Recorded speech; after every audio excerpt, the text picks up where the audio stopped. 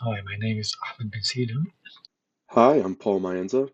Hi, my name is Alexander Goldbacher. My name is Jacob Boyle. My name is Harrison Tashjian. And my name is Zachary Kiak. So today we're going to be talking about our project, which is TCAS2. TCAS stands for Traffic Alert and Collision Avoidance System 2. It is pretty much an aviation safety system designed to help pilots avoid mid-air collisions by providing real-time warning and guidance based on the aircraft's proximity to other planes in the exact same airspace. So, what it exactly is pretty much an onboard radar and transponder signals to detect nearby aircraft and evaluate their potential collision risk. So, when an aircraft enters a dangerous proximity, the TCAS will alert the pilot through traffic advisories, or commonly known as TAs, and those advisories inform the pilot of the presence of nearby aircraft that may require attention. If the situation is more critical, the system also can issue a resolution advisory, also known as RAs, which provides significant instructions such as whether the pilot should climb or descend to avoid the other aircraft. This system is independent of air traffic control, or ATC, making it essential important in areas where air traffic control is very limited due to heavy workload or even just in more remote areas. Now, moving right along, we're going to talk about the significance of the actual system. So, there's a lot of different things at play here, and to start off, the significance of this system cannot be overstated. First and foremost, it plays a critical role in preventing mid-air collisions. Now, in today's world, we may not think that to be that common, but with more and more traffic control and more airplanes in the world, this is becoming more and more of a potential risk. So it's definitely a priority in the aviation industry. Now, before TCAS, mid-air collisions were a severe risk, essentially in busy different airspaces or around airports. The introduction of this technology allowed aircraft to react more autonomous or more automatic to potential threats, providing a backup safety measure in case of communication errors or even human error. Furthermore, TSA enables coordinates between aircraft. How this works is pretty much by offering real-time communication between the independent aircrafts. It allows for more actionable advice using the TA and the RA message system. This system makes it much more possible for pilots to make quicker decisions in high-stress situations. Overall, reducing the impact of possible collisions, along with risk of confusion, which in turn leads to the less risk of human error, which is always an essential issue when looking at anything man by man. So it takes a complex airspace into a more simplified and easier to operate system, especially when the pilot has so much other things to focus on. Another key point I want to mention before we wrap this up is the fact that this has become mandatory. This is not a piece of equipment that is optional for aircraft in order to become an aircraft, especially on commercial aircraft. It's a requirement, especially in the regions with high traffic. So, with its ability to function independently, it has become a more and more staple of aviation into the future. It just adds an essential layer of safety that has been instrumental in reducing accidents now and into the future. Thank you, Zachary. Hi, my name is Alex Goldbacher, and I'm going to start talking to you guys about the key features of the TCAS-2 system. So one of the main important systems is the early collision avoidance detection. So this was spurred in 1956 by a collision of two planes over the Grand Canyon. And this was pretty much saying, hey, we don't want any more planes to crash. So originally the system that was used was a passive, non-cooperative systems where the two planes did whatever they wanted that was best for them. However, they learned very quickly that this system doesn't work too well, and it would be better to switch to a system where both planes operate in a way that would be beneficial for the other one. For example, if one plane goes up, the other plane goes down. And this system works based off the closest point of approach, which is known as tau. Tau is a variable in seconds, which is used in the TCAS-2 system as a time for the closest point of approach, as I just said. This is also used as a measurement for when TAs and RAs should be given. So a TA, or a traffic advisory, is similar to like a warning, which is when you'd be told, hey, there's a plane kind of nearby you, watch out. An RA is a resolution advisory, which is similar to an action or direction, such as climb or level off, which would be given by the TCAS system in order to try to prevent a collision. And if we can see on the image on the right over there, that's an image of two planes with 725 degrees of vertical separation, which is following ALIM, which I'm going to show you right now. This is a table which can be found in the Introduction to TCAS 2 by the Federal Aviation Administration document. This table can be found in there, but this shows all the sensitivity levels of when TAs and RAs, when TAs and RAs would be given relative to the information listed. So for this, your own altitude is how high you are, like in your plane. A tau is what we talked about, it's in seconds. It depending on how high we are. SL is the severity level. Just the higher up you are, the more severe it is. A DMOD stands for distance modification, and that's what it means for this. ZTHR is just a fixed altitude threshold. That's all it is. And ALIM, which I spoke about previously, is the desired vertical separation. So it's at least 700 feet for when you're 4,200 feet, 42,000 feet in the air, and they were following it in this image. And then we have the TCAS 2 timeline. So in 1981, Congress mandated the FAA to develop a collision avoidance system, which they already had somewhat in development before that. So then, after some collisions happened, TCAS 2 was required on some aircrafts, and then as years went by, updated versions were released and implemented into planes. This 2008 version of the TCAS 2 7.1, that is currently what is mandated within all of the planes. Thank you, Alex. As mentioned previously in the TCAS 2 timeline, a 1986 mid-air collision in Cerritos, California, between a DC-9 and a private aircraft prompted that the FAA mandate a rule in 1989 that required the TCAS 2 on all passenger aircraft with more than 30 seats by the end of 1991. This deadline was extended to 1993, and that is where version 6.0 of the TCAS 2 was implemented. Along with this implementation, the TCAS transition program, TTP, began in late 1991 to do operational evaluations of the TCAS 2, and this was just the US's program. Similar programs to the TCAS transition program were Eurocontrol in Europe and JCAB evaluations in Japan, which JCAB stands for Japan Civil Aviation Bureau. Other countries did evaluations as well, but these were the major groups. A small update in version 6.04a came from a result of these operational evaluations. There was a reduction of nuance alerts that were occurring at low altitudes and during level off maneuvers. Along with this, a correction of an issue in altitude crossing logic was fixed. Continuing with the TCAS 2 version's timeline, version 7.0 was a result of a TTP evaluation of version 6.04a. This evaluation indicated that the actual vertical displacement from resolution advisories response was often greater than 300 feet, and it had an adverse effect on the controllers and the air traffic control system.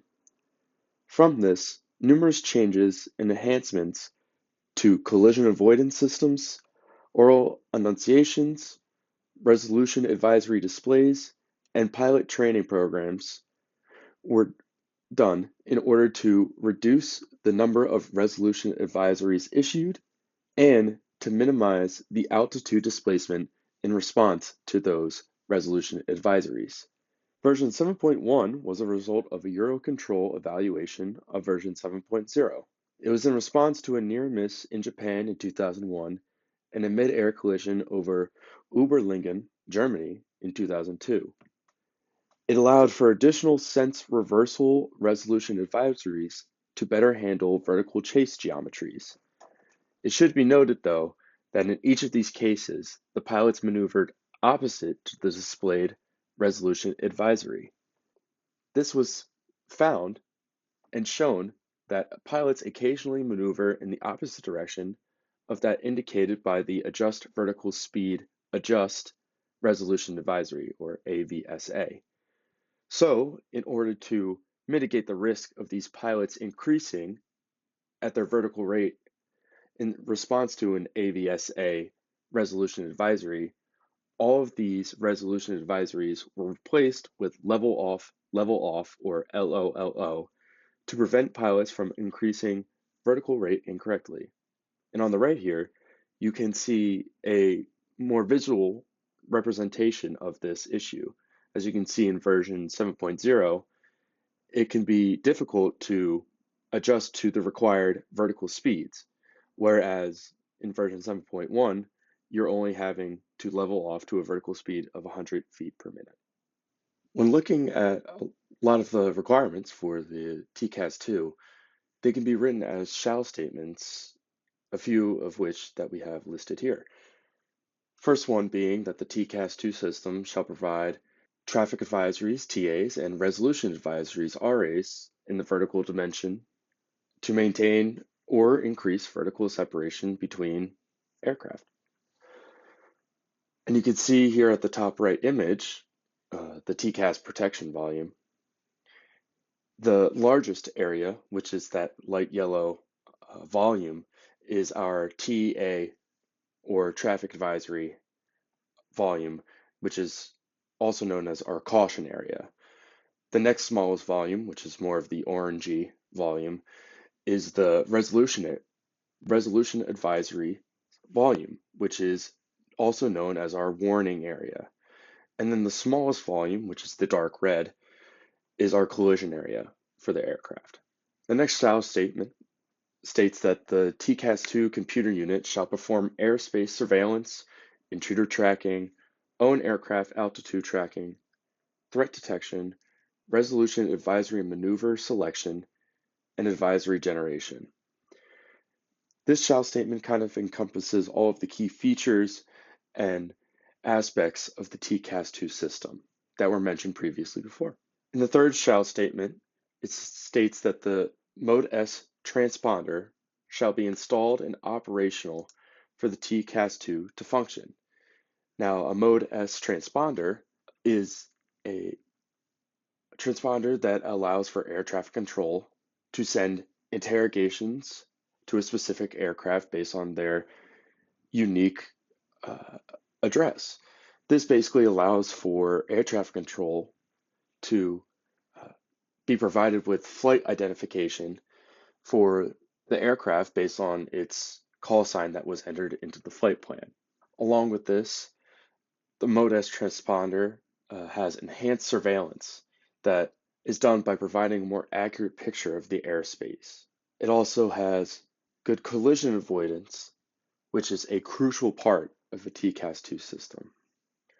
Our fourth shall statement states that the TCAS-2 shall be capable of simultaneously tracking up to 30 transponder-equipped aircraft within a nominal range of 30 nautical miles.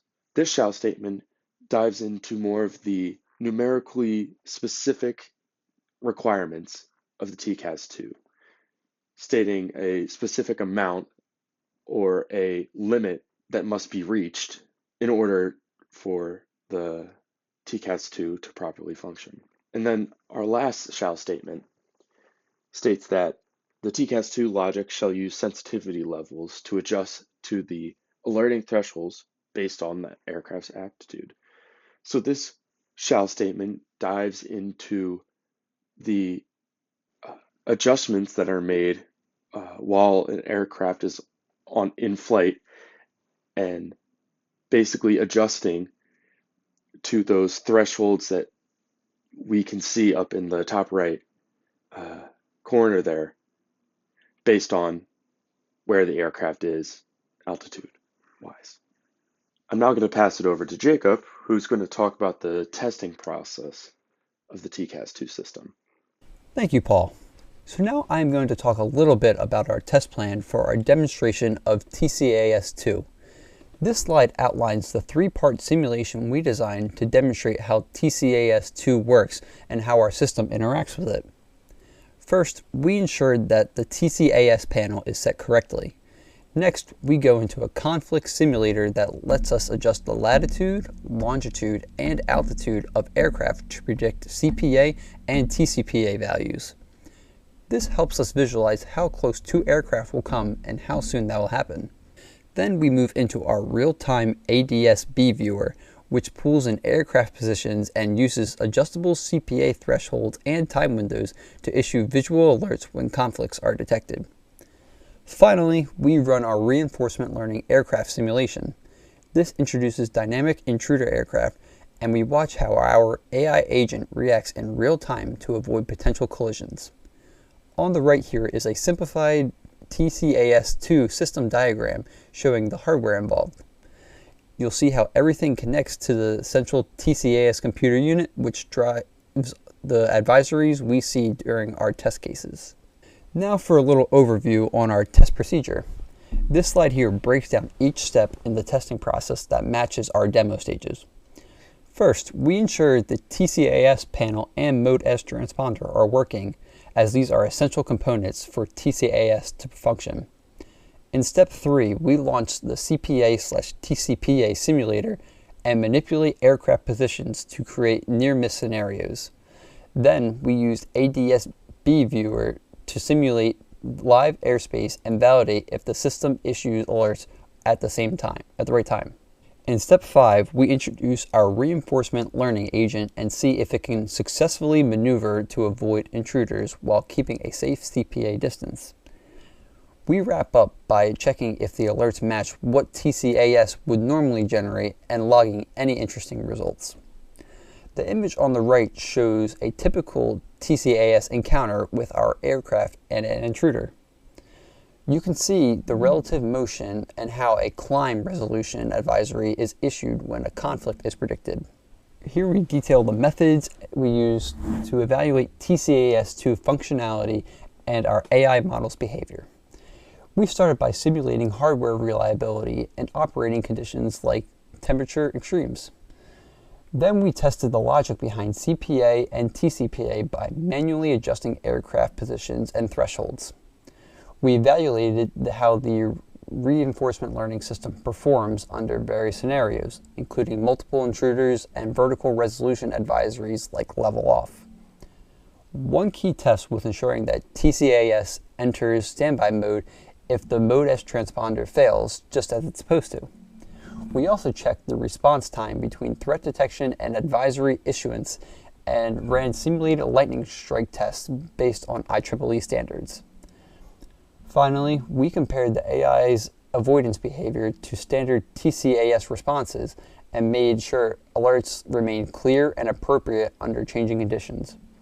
These combined methods gave us confidence that our system functions in a realistic and reliable way. So now I'm going to pass it on to Ahmed and Harrison, who will be doing the demonstration for you all today.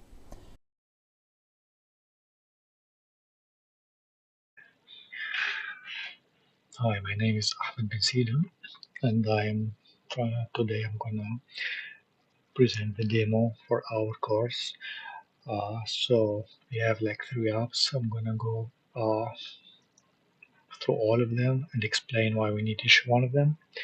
And we start with the first one, which is a real-time visualization and analytics tool, like for monitoring aircraft's trajectory in 3D and computing closest point of approach (CPA) and time to CPA, like TCPA. So it's ideal for application air traffic management, collision avoidance, or autonomous aerial system. So you can just follow here. So the goal is the app will allow us, like users, to choose the number of aircrafts. For example, here 2, we can put, for example, 4, and here we go.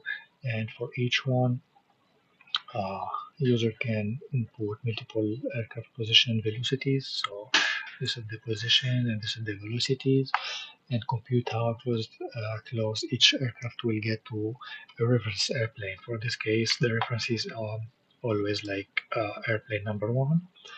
Uh, how soon that will happen, like TCPA, and whether the aircraft will enter a safety threshold zone, which is you can put it here like it's going to be like a sphere. Um, and in the end display the trajectory in 3D with the visual alert system. So this will be an example. So now, for example, all our plane have like in safe zones. So you can also play on the vector of like those airplanes. So you can see it gets bigger, like where they are, like when it starts, when it ends. And this like technically when it's zero, it starts zero, so they're already in this time t0. They're moving away from each other, and what we can do is always like change this like let's keep this like as, let's change those, for example, like 50. Let's put 0, for example. Let's put 5. Vertical speed, let's put like 30. Let's put heading uh, 60, and speed, let's put like, for example, 350. We can do this for all of them, like, but let's do only two to see the changes. Let's put yeah, let's give it like that. Let's put 60 here. Maybe here is like 88. I'll do it like 8,000. Vertical speed will be minus, let's say 20. Heading, let's keep that. Okay.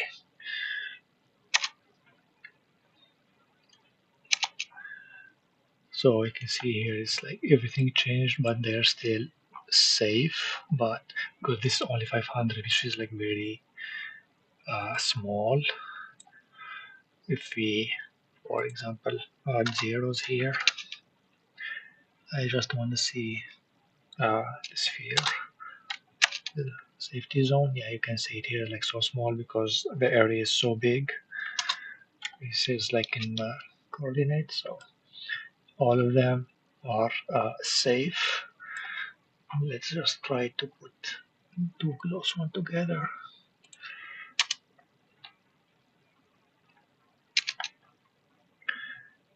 Uh-huh.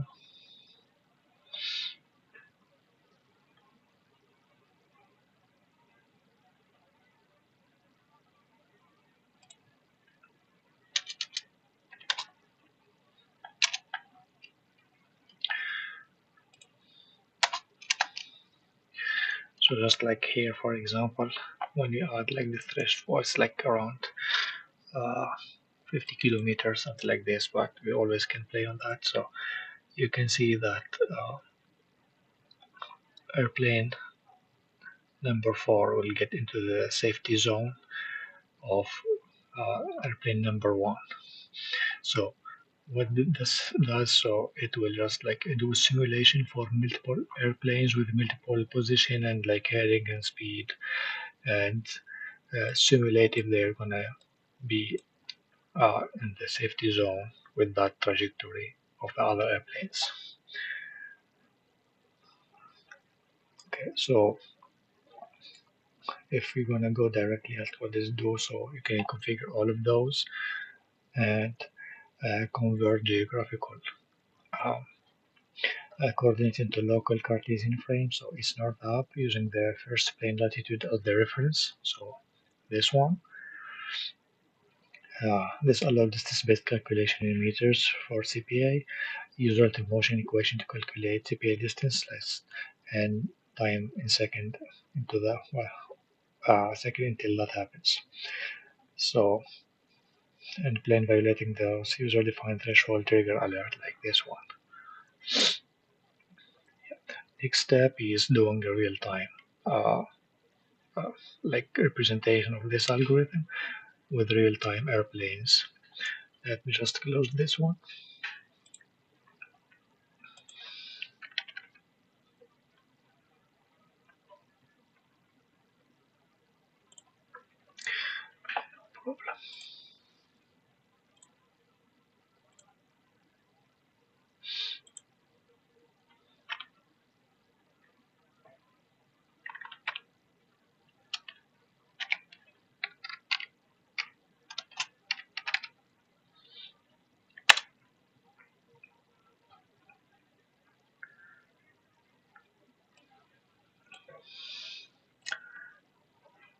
So this version of the app, which is like ADSB CPA viewer, it introduced major upgrade over the previous one. So it's like it have live real-world aircraft data from the ASB via the OpenSky Network API. It now acts like real-time aircraft collision prediction and monitor tool. So this is just an example now.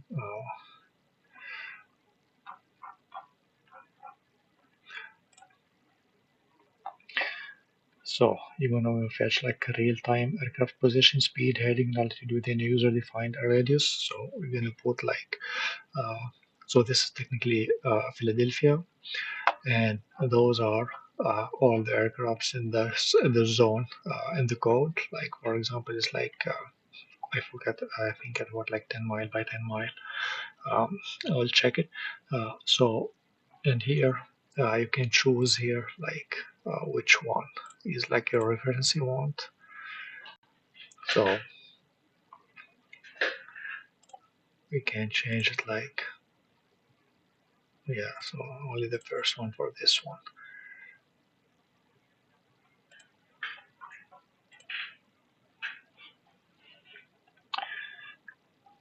Okay.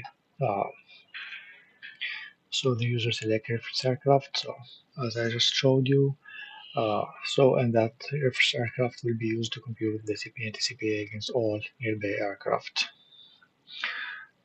Yeah. So this is not really in real time. It's like it gets every time you reload, you get a new positions. But when you put your OpenSky username and the OpenSky password, you will have like you you can tell it like to do the requests every second, every like minute, and so on. Yeah. So I want to see here. Let's implement this so we can see the threshold also area. Yeah.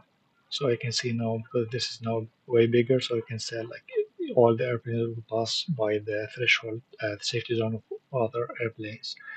Also, we can always uh, play on this and see really what airplanes are going to be in that threshold or other ones.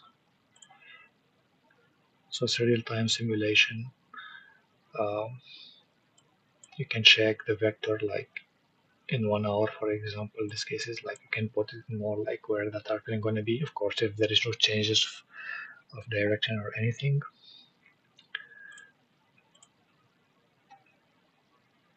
Yeah, so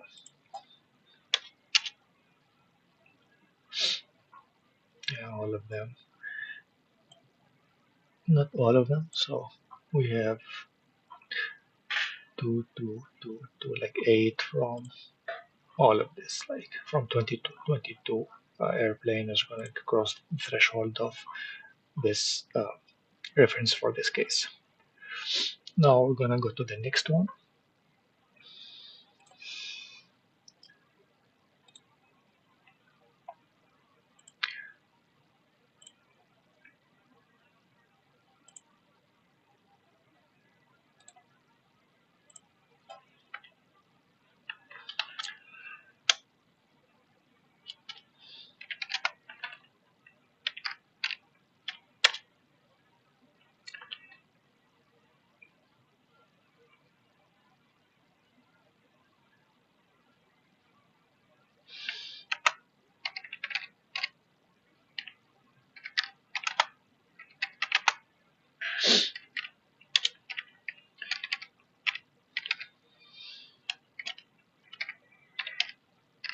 So just to explain, so this is the code we use to train our reinforcement learning model, and this is just like the saved model, and this is like the inference path, like the app that we created to do the inference for this one.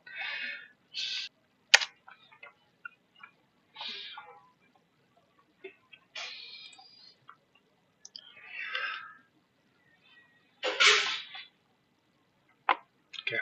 Yeah. So what that this does is It transformed simulation from passive trajectory prediction into interactive reinforcement learning based decision. It combined, so this is like an environment library that enables you to create environment to train the model and then simulate.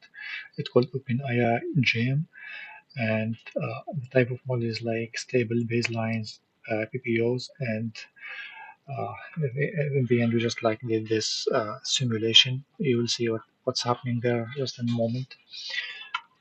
So the agent learned to navigate toward a goal, target waypoint, while avoiding collision with randomly moving intruder aircraft. So this is the agent, and those are the intruders, and this is the target. So what you do here is like you put the number of intruders, you put the X, Y, and Z for where the agent starts, and he will navigate directly to that point without like colliding with the other ones. So the model was trying to uh, actually maneuver to avoid intruder within 500-meter buffer and reach the goal if it gets within 200 meters.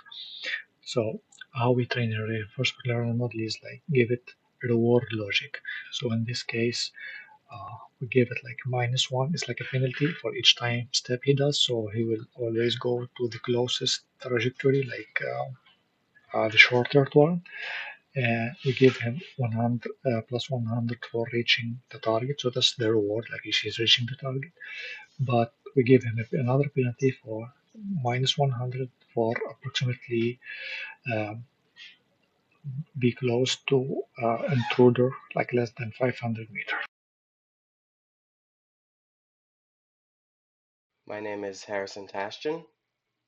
I'll be going through a brief overview and code walkthrough of Ahmed's demo about our system for TCAS2 simulation and closest point of approach calculation.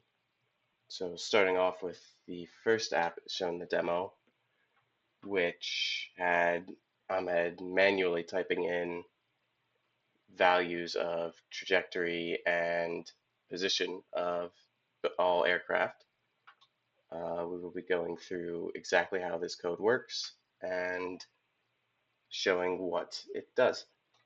So it first calculates, and its main goal is to calculate and visualize the closest point of approach and time to closest approach, CPA and TCPA respectively, between multiple simulated aircraft.